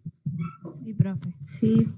Bueno, vamos a empezar a observar imágenes que corresponden a preparados de distintos órganos y vamos a ir describiéndolos a ellos de acuerdo, digamos, centrado obviamente en su constitución por parte del tejido conectivo, que es lo que estamos viendo hoy, ¿sí? En esta primera slide nosotros podemos observar que se trata de un tejido conectivo laxo, ¿sí? En la parte izquierda de la imagen, fíjense que nosotros acá vemos una pequeña porción de lo que correspondería a tejido epitelial, que es lo que vimos en el práctico anterior, ¿sí? Ahora, todo esto está constituido por tejido conectivo laxo. Dentro de la clasificación o definición de tejido conectivo propiamente dicho, nosotros podríamos establecer alguna, digamos así, diferenciación, como por ejemplo, tejido conectivo laxo se define por la presencia de muchas células y también, digamos, con componente fibrilar, pero no con un predominio franco de componente fibrilar, ¿sí? Esa sería, digamos, la definición de conectivo laxo. Y es el patrón que ofrece, digamos, analizándolo cómo se constituye, ¿sí? Fíjense, ahora vamos a pasar a otro slide, donde también estamos en un preparado similar, o creo que es el mismo que vimos en la clase anterior, cuando veíamos epitelio. Bueno, pero en este práctico nosotros nos centramos en toda esta área, ¿sí? Que nosotros, cuando estamos analizando o describiendo epitelio, esta porción la definimos como lámina propia, ¿sí? Que está constituida por tejido conectivo laxo, ¿sí? Presten atención que hay pocas fibras, muchas células, ¿sí? Ahora, dentro de las células que nosotros podríamos describir acá, bueno, acá tenemos muchísimos glóbulos blancos, ¿sí? Dentro de los glóbulos blancos lo que predominan son polimorfos nucleares, los neutrófilos. Fíjense que acá, por ejemplo, un poco para repasar nada más, igual cuando veamos sangre vamos a mirar. Por ejemplo, esta célula que yo estoy señalando acá, este es un neutrófilo, ¿sí? Esta célula que está acá es un neutrófilo. ¿Por qué digo que es un neutrófilo? Porque tienen los núcleos, digamos así, segmentados. A diferencia de esta otra célula, que esto no es un neutrófilo, o esto, que es un linfocito. Esto, ¿ven? Esto es un linfocito. Hay neutrófilos, linfocitos y hay algunos macrófagos también, como por ejemplo este. ¿Sí? Bueno, seguimos con la... A ver acá, Camila quiere ingresar, ahí está. Ahora bien, fíjense que este es un preparado, es un corte de ganglio linfático. La profe en la mostración anterior había mostrado una lámina donde podíamos nosotros reconocer a fibras reticulares con una tinción en especial. Esta, por ejemplo, este es un preparado coloreado con hematoxilina eosina. Por ende, digamos, tenemos una mayor tendencia a tener una afinidad, digamos, un color rosáceo o rosado. Esto es un corte de un ganglio en donde nosotros, bueno, después cuando veamos tejido linfático vamos a describir con más detalle que tiene una corteza y una médula. Bueno, nosotros vamos a observar acá en la médula, ¿sí? A ver, que es un conectivo laxo.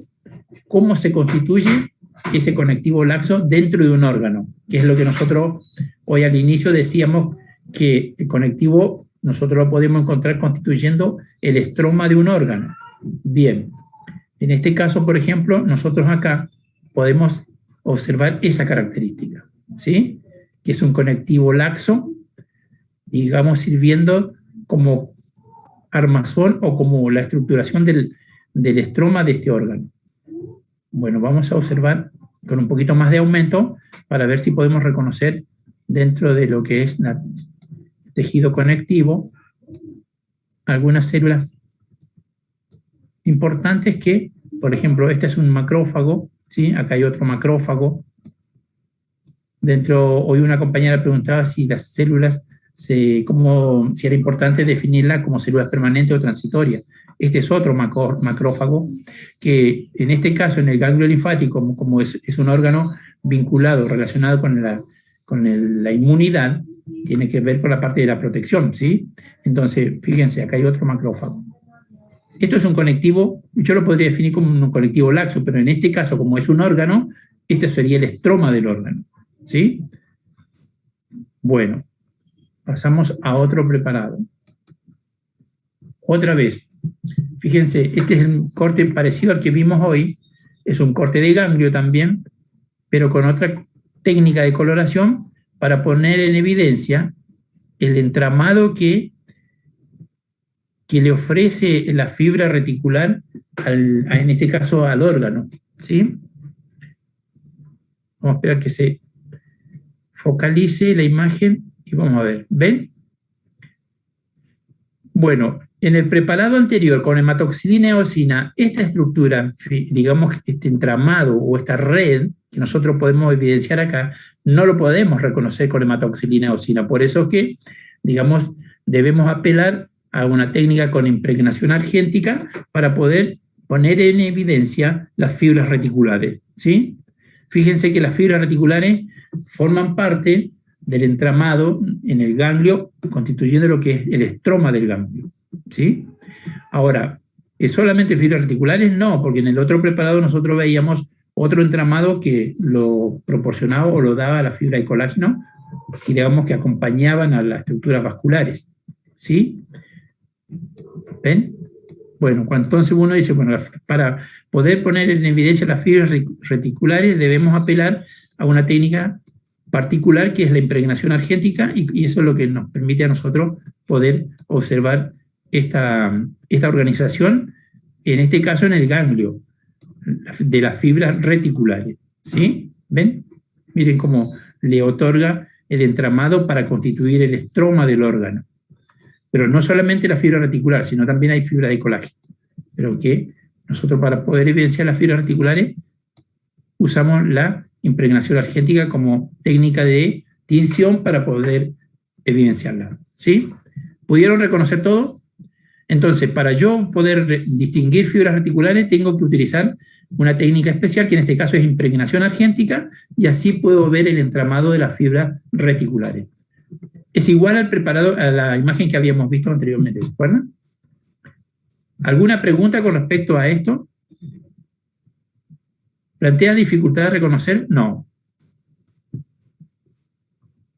Siempre nosotros insistimos en esto, cuando, si bien nosotros el microscopio que utilizamos es virtual, pero también en este caso, como lo hacíamos nosotros con los microscopios ópticos, debemos iniciar la observación, digamos, del tejido, en este caso es un órgano, del tejido con el menor aumento para ir después focalizando y ver los detalles que podemos describir al ir aumentando el nivel de resolución, ¿sí? Bueno, este es un corte de un tejido que es piel, ¿sí? Nosotros ya hemos visto en el práctico anterior piel porque analizamos, digamos, las características y la organización del tejido epitelial. En este caso, nos vamos a centrar en el análisis del componente de la piel que estaría dado por el tejido conectivo, ¿sí? Con ese nivel de resolución, ustedes pueden reconocer esta banda o la superficie, digamos, más externa que correspondería a tejido epitelial. Y todo lo que subyace a ello, todo esto es tejido conectivo, ¿sí?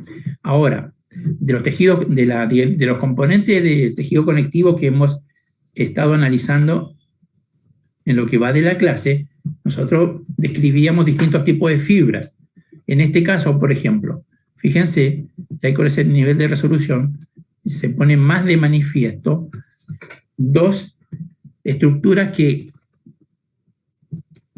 al utilizar una técnica especial para poder evidenciar esto, nosotros lo podemos ver bien en detalle. Vamos a entrar a la imagen. A ver. Ahí estamos. Fíjense, todos ven ahí, digamos, el epitelio, el tejido conectivo que subyace, y después todo el entramado, que está constituido por fibra de colágeno, que son fácilmente reconocibles porque son estos trazados anaranjados que vemos, ¿ven? Con distintas orientaciones, por ende, esto es un tejido conectivo por la cantidad de fibra que predomina sobre el número de células, es un conectivo denso.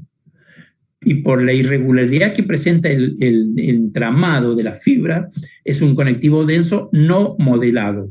O algunos libros también lo describen como tejido conectivo denso irregular. ¿Sí? ¿Ven? No plantea dificultad de reconocer acá el colágeno. ¿Por qué? Porque fíjense que yo veo los haces de fibras prácticamente con ningún núcleo, algún núcleo se reconoce por ahí, pero escasos, digamos. Predominan la fibra de colágeno. Ahora, fíjense que acá también aparecen unas líneas azules o violáceas que corresponden, ¿sí?, a fibras elásticas.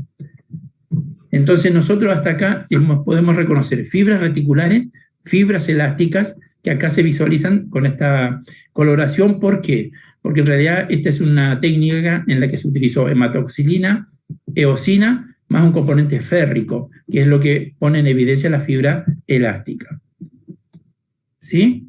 Y ese es el patrón, digamos, que nosotros vamos a encontrar, en este caso, en la piel, lo que constituye la dermis de la piel. ¿Sí? Que era lo que decíamos cuando analizábamos en la parte inicial, que decíamos que prácticamente la dermis de la piel es tejido conectivo, y utilizando, digamos, la característica constitucional del cuero de vaca, todo esto es dermis y todo es colágeno, ¿sí? Y en este caso, fíjense que el patrón de ordenamiento no es uno solo, tienen distintas orientaciones, por eso se lo define como irregular. ¿Ven? Entonces, es un tejido conectivo denso irregular.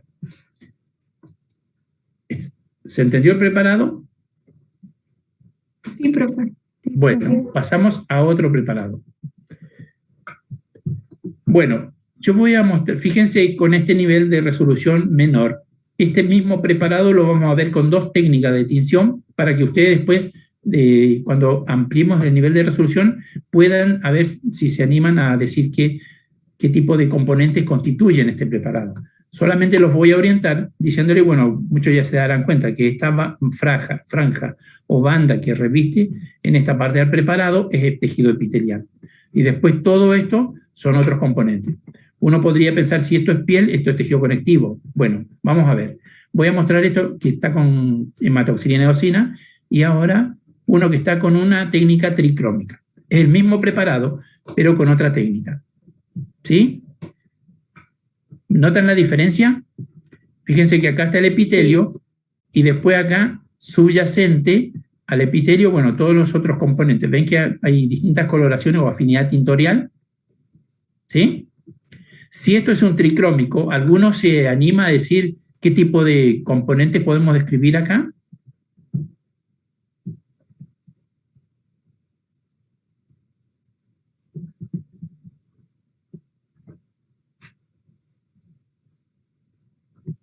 ¿Se fueron todos?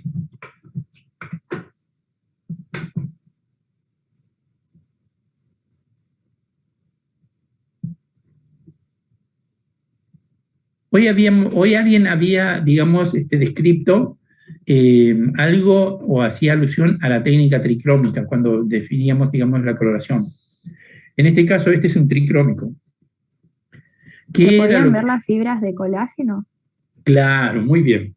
Las fibras de colágeno las podíamos ver con una afinidad tintorial diferente a la que teníamos con la hematoxilina eosina, que era el otro preparado. Entonces yo puedo decir que el tejido conectivo, en este caso, se colorea de azul. Fíjense, todo lo azulado es tejido conectivo. o sea, serían fibras de colágeno. Y lo que no es azul, en este caso se ve acá medio bordor, rojizo, algo así, serían fibras musculares, que en este caso a nosotros no nos corresponde estudiar hoy. Vuelvo al preparado anterior. Fíjense, esto es hematoxilina y eosina. A mí me colorea prácticamente casi todo del mismo color, fíjense. ¿Sí? Ahora, voy a ampliar esta imagen acá para reconocer el tejido conectivo.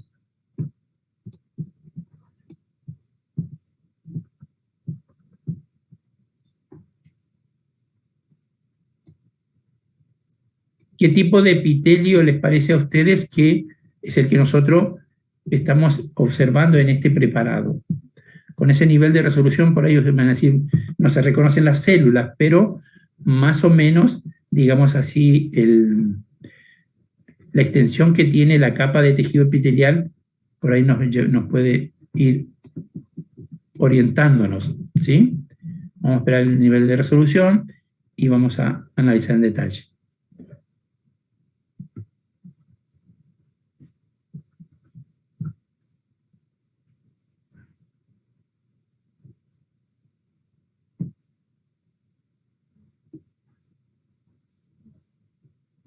Bueno,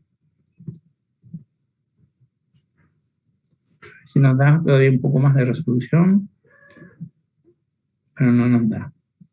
La banda es muy angosta. Fíjense, este es un epitelio plano estratificado. ¿Ven?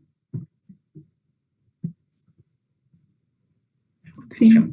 Poder observarlo con más resolución, a ver si ampliamos. A ver, ¿había una pregunta ahí? ¿O alguna otra afirmación o acotación?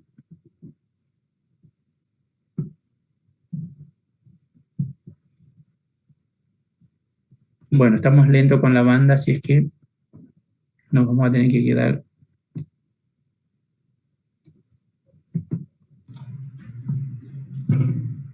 Profe, los estratificados son comúnmente simples, ¿no? ¿Cómo? A ver. Los estratificados eran comúnmente simples, los más comunes eran simples.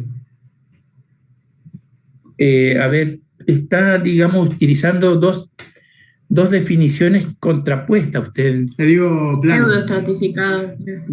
Los estratificados serían comúnmente planos. Ah, sí, bien. Exacto.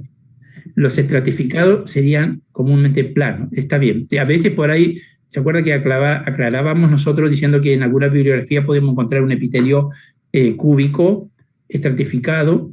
¿Sí? En algunos casos, en algunas glándulas. Bueno, tenemos dificultad con el nivel de resolución acá, pero bueno, no me da más que eso. Fíjense que acá en esta zona, todo lo más anaranjado correspondería a tejido conectivo, que nosotros en el otro preparado lo observamos de azul. Y lo más claro corresponden a fibras musculares, ¿sí? Entonces, este es un tejido, digamos, fibromuscular, porque tengo fibras de colágeno, o sea, tejido conectivo, y tengo fibras musculares, ¿sí? Y este es un epitelio plano estratificado. Este es un corte que corresponde a vagina, ¿sí? Es un epitelio plano estratificado no queratinizado, ¿sí? Bueno, pasamos a otro preparado. Este ya lo describimos, así que no lo vamos a volver a... Bueno, este es otro corte que también nosotros en el práctico anterior lo visualizamos. Fíjense que es un corte a menor aumento donde yo puedo describir esta línea o esta franja que corresponde al tejido epitelial, y si este tejido epitelial corresponde a un corte de piel, yo tendría que acá describir el componente de tejido conectivo. Y que si es piel, el tejido conectivo de la dermis, yo lo podría hallar constituido como un tejido conectivo denso. ¿De qué tipo? ¿Qué otra característica va más de decir tejido conectivo denso? Respecto al ordenamiento de las fibras. Irregular. Irregular, muy bien. ¿Ven que digamos, la trayectoria de las fibras, algunas son transversales, oblicuas y otras longitudinales? Es un tejido conectivo denso, no modelado o irregular. ¿Está? Prácticamente toda esta es lo que corresponde a la dermis. Bueno, acá ya traíamos la parte de la hipodermis, vemos tejido adiposo, que también lo vamos a ver en otro práctico. Entonces vamos a pasar a la otra parte de este preparado que sí nos corresponde analizar hoy. Fíjense, acá voy a tratar de dar el máximo de aumento para que ustedes puedan identificar el tipo de componente que nosotros podemos observar en este preparado. Siempre aclaramos en estos primeros prácticos, porque ya después cuando estemos más avanzados no es necesario. Esta línea es un artefacto del preparado, acuérdense. Por ahí a veces estas líneas son muy marcadas y distorsionan el preparado, entonces uno dice, ¿qué estoy viendo? Estos son artefactos que en este caso es un plegamiento de la lámina del preparado, ¿sí? Bueno, a ver, con ese nivel de resolución, ustedes pueden reconocer imágenes que corresponderían a núcleos de células. Sí, pero muy escasas. Escasas células, ¿cierto? Pero sí abundante material extracelular. Y dentro del material extracelular que constituye al tejido conectivo, el componente fibrilar sería el que más predomina acá. Entonces, este tipo de tejido conectivo sería el que nosotros, ¿cómo lo describiríamos? Denso regular. Denso regular, muy bien. Tejido conectivo denso regular está prácticamente constituido casi completamente por fibras de colágeno, ¿sí? Las células que nosotros encontramos así intercaladas en medio corresponden a fibroblastos. Este es un corte de un tendón, ¿sí? Entonces, este tendón se continúa después, obviamente, con un tejido muscular, pero en esta parte es un tendón, ¿sí? ¿Alguna duda plantea esto o no? Es fácilmente reconocible, ¿no? Sí, bueno. Y este es un corte transversal, un hemicorte sería, que corresponde a una aorta, ¿sí? Sería un vaso elástico. ¿Para qué? Para poder observar el componente de fibras elásticas que también habíamos visto en un slide anterior, cuando lo mostró la profe, ¿se acuerdan? Cómo se observaban las fibras elásticas. ¿Sí? Bueno, en este caso, fíjense, nos pasa algo parecido a al preparado ese que yo le describía que correspondía a un corte de vagina, donde veíamos el epitelio y subyacente al epitelio veíamos tejido conectivo y tejido muscular. Bueno, en este caso también hay un tejido conectivo y un tejido muscular, pero el tejido conectivo en este caso corresponde a fibras elásticas que constituyen estas láminas o membranas fenestradas. Intercaladas entre láminas fenestradas encontramos nosotros a las fibras musculares lisas, ¿sí? Bueno, esta es una técnica con tinción hematoxilina eosina más un agregado para poder poner en evidencia las fibras elásticas que tienen, digamos, sobresalen en cuanto a la coloración, ¿sí? ¿Ven? Sí, profe. Bueno, en el caso de la aorta, también se va a ver en otro preparado, cuando veamos cardiovascular, que los vasos, en este caso los grandes vasos, tienen todos los vasos, pero en este caso más evidente, están constituidos por una túnica íntima, una túnica media y una adventicia. En este caso, por ejemplo, la túnica media es la que, digamos, es muy importante, es la más desarrollada y está constituida por fibras elásticas y fibras musculares. La túnica íntima sería el endotelio más el tejido conectivo que subyace a ello. Y después en la parte externa, pero esos detalles los vamos a estudiar cuando veamos cardiovascular. Acá solamente utilizamos este preparado que corresponde a un corte de aorta para poner en evidencia el componente de fibras elásticas que tiene la pared de los grandes vasos, ¿sí? Profe, una pregunta. ¿Esos son núcleos de los miocitos? ¿Cuáles? Lo que nosotros vemos acá intercalado. A ver, vamos a ver. Vamos a volver a preparar. Ahí en esa parte, todos esos puntitos negros. Estos núcleos que predominan acá que nosotros observamos corresponden a núcleos de la célula o de la fibra muscular lisa, ¿sí? También debemos encontrar acá nosotros algunos fibroblastos, pero ustedes saben, ¿se acuerdan que el fibroblasto es la principal célula capaz de sintetizar, digamos, el tejido conectivo, en este caso las fibras, ¿sí? Pero también el miofibroblasto tiene capacidad de sintetizar tejido conectivo, en este caso en lo que hace al componente fibrilar, ¿sí? En cambio acá, por ejemplo, estos núcleos que corresponden acá, que están acá, ven que la afinidad tintorial de esta zona es muy diferente a esta zona superior. Estas son fibras de colágeno. Entonces estos núcleos que encontramos acá son fibroblastos. Y bueno, y acá ya vamos hacia la adventicia, que sería el tejido conectivo que circunda al vaso. ¿Está? ¿Alguna dificultad con respecto a la interpretación de los preparados? No. No, profe. Porque acuérdense que nosotros acá tenemos un componente, digamos, que corresponde a la parte de biología molecular y otra parte que corresponde a la parte histológica en sí, que es, digamos, descriptiva en cuanto a la arquitectura del tejido, ya sea del tejido o del órgano que nosotros tengamos que estudiar, ¿sí? Bueno, una aclaración con respecto a lo que escribió, no sé si una estudiante, en la primera parte, cuando preguntaba a la profe sobre en qué otro órgano nosotros podríamos definir a las fibras o describir las fibras elásticas, y ahí creo que alguien puso como ejemplo el útero, la vejiga y pulmones, creo que pusieron, ¿no? Un poco porque en realidad es una reacción natural pensar que los órganos, digamos, que tienen capacidad de modificar su superficie o su capacidad de continente, es a expensa de las fibras elásticas. Y bueno, no es relativamente sí, pero en el caso, digamos, en donde es muy marcada esa, digamos, característica que está dada por las fibras elásticas, es este vaso, o sea, es este órgano que es un vaso, en este caso elástico, que es una aorta. Porque acá, digamos, predomina bastante la fibra elástica, y la fibra elástica tiene función, digamos, de cambiar de estado, digamos, de relajación a distensión, ¿sí? ¿Está claro? En cambio, por ejemplo, en el útero, la capacidad, digamos, de ampliar el volumen del órgano no es a expensa de fibras elásticas, sino a expensa de la hiperplasia e hipertrofia de las fibras musculares lisas.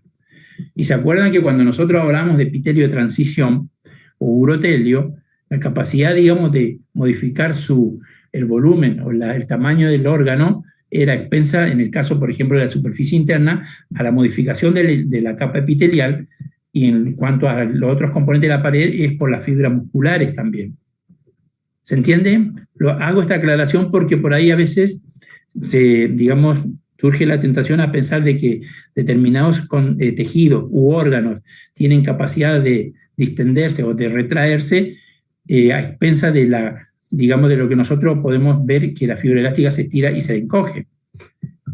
Lo mismo pasa con el tejido pulmonar. El pulmón, ustedes saben que, por ejemplo, en la inhalación se expande, pero se expande por un reordenamiento, se produce un ordenamiento de la fibra, del componente, digamos, tisular, en este caso del conectivo, y la retracción del pulmón es a expensa de un reordenamiento inverso.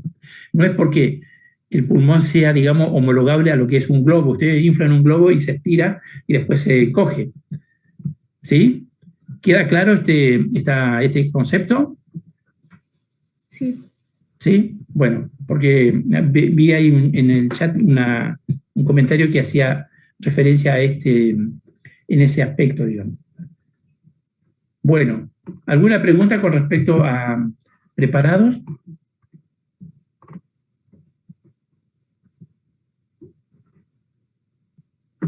¿Plantea dificultad reconocer un tejido conectivo laxo? No, profe. No. No, Y un conectivo denso tampoco, ¿cierto? no. Bueno, muy bien. ¿Alguna otra pregunta con respecto, digamos, a los contenidos que hemos analizado hasta ahora?